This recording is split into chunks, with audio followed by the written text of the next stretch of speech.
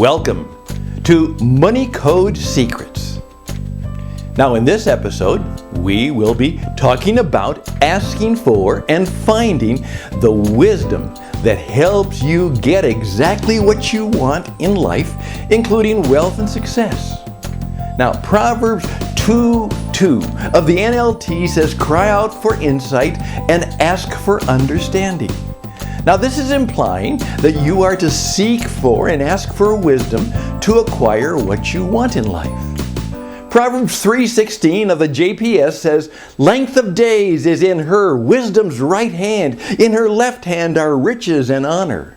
Now decoded by the Talmud, Baba Batra 25b, we clearly understand that through obtaining wisdom, we obtain true wealth. This secret code in the Bible is one of the most important codes and is certainly one of the easiest for most people to understand. Now, many people desperately plead and ask God for certain things that they need and they want in their life. Whether it's money, healing from disease, or help with problems, most people's prayers are based on getting things from God. Now, the idea most people have in their minds is that God is some kind of a being in the heavens that answers or declines prayers. Now, people pray to God in much the same way as making an urgent phone call that is either received or goes to voicemail and never gets responded to. Now, what do most people do if they have an emergency phone call and need to reach someone? Well, they just keep calling over and over again, hoping to reach that person. Now, religion has crafted an image of God, yet one of the 10 commandments is, "Thou shalt not make any image of God." God can't fit into any image or future of what we as human beings can imagine, or even what the Bible tries to describe God to be. Now, why are we not to make any image of God or try to imagine God in any way? Now, how many words does the average person know? Okay, researchers, they've found out that the average person knows between 20,000 and 50,000 words. Now, does that seem like a lot of words? Well, consider that there are about 10 billion galaxies in the observable universe. The number of stars is an average of 100 billion stars per galaxy, which means that there are about 1 billion trillion stars in the observable universe.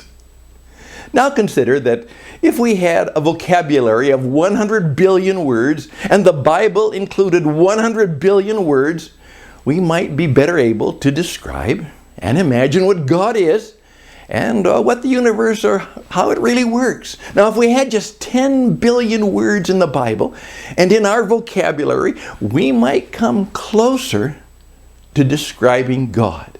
In 2015, the Washington Post published an interesting article entitled, "If you could print out the whole internet, how many pages would it be?" Now the article states that the number of pages it would take to print the internet is estimated to be about 305.5 billion. We're dealing with abstraction. We have no idea, said American poet Kenneth Goldsmith. We need new metrics for infinity. Now the internet is only growing infinitely larger by the day. Now, how long of a lifespan would we have to read 305.5 billion printed pages? We need new metrics and a larger vocabulary for describing and understanding infinity and God. Our life is too short and our vocabulary too small. We really don't know much. Everything we know is hypothetical. Nothing has ever been proven consistently over a period of 10 billion years by the same group of humans. Now, as each new human is born and the old generation dies, we simply pass on information and gather as much information as we can in our own lifetime. Now, the one verse that may come close to describing is 1 John 1:5, which says, God is light. Now, what is light? Now, the word usually refers to visible light, which of course is the visible spectrum, that is visible to the human eye. However, there is also light that is invisible to the human eye. For examples, invisible lights include ultraviolet, infrared light, radio waves, X-rays, microwaves, and gamma rays. No? You can't see God in the same way. You can't see invisible light. God is so powerful and at a much higher vibration than you, that if you could see God in your physical body, you would die. As Exodus 33:20 says of the GNT, I will not let you see my face because no one can see me and stay alive. Now, in this physical body, we are not able to see all of the spectrums of light that exist in this universe. Keeping all this in mind, let's consider what James 1:5 of the 2000 version of the KJV says. If any of you lacks wisdom, let him ask of God, who gives to all men liberally and reproaches not, and it shall be given him. Wisdom is given liberally to all that seek for and ask for it. Regardless of who you are and what you've done, there is no reproach in asking God for wisdom. The GWT translation says, if any of you needs wisdom to know what you should do, you should ask God and He will give it to you. God is generous to everyone and doesn't find fault with them. Therefore, if you believe in a God, if you are religious and need some kind of a solution or help with healing or wellness or money, relationships, start simply by asking God for wisdom. Proverbs 2:6 of the NLT says, for the Lord grants wisdom. If you are unreligious or have no belief in God, make a clear intention for more wisdom. Ask the intelligent life force that governs the universe that you want more wisdom. The mistake that so many people make is asking God for something they want or need. Prayers that start with, please give me, or please help with, are essentially talking to God as a being in the heavens, like a Santa Claus that will either, answer your prayers and deliver what you need, or will decline your requests. This is incorrect thinking. Instead, follow the wise path that Solomon took. Do not ask God for anything else but wisdom. In 1 Kings 3:1-15, Solomon did not ask God to be rich. He asked God for wisdom. In 1 Kings 3:1-10, it says that God was pleased that Solomon asked for wisdom. 1 Kings 3:13 of the GNT translation says, I will also give you what you have not asked for. All your life you will have wealth and honor. Proverbs 3:16 was fulfilled. Length of days is in her wisdom's right hand. In her left hand are riches and honor. Proverbs 3:14-18 of the CEV says, wisdom is worth more than silver. It makes you much richer than gold. Sure, having gold in your possession would make you rich. Yet the Bible says having wisdom will actually make you richer than possessing gold, and it's worth more than silver. Now, if you understand this secret code within the Bible, you will get practically anything you want and need in life without asking God for it. If it's healing you need, you will get healed by asking for wisdom. If you want wealth, you will get it by asking for wisdom. Now, for the non-religious, ask the energy source for wisdom every day, or make an intention daily to acquire wisdom as you wake up in the morning. A simple daily intention such as, I seek to acquire wisdom today, will program your mind to seek out wisdom every day as you move about your daily activities. Now, if people knew better, they would do better. If you had more wisdom, you would certainly do better in life.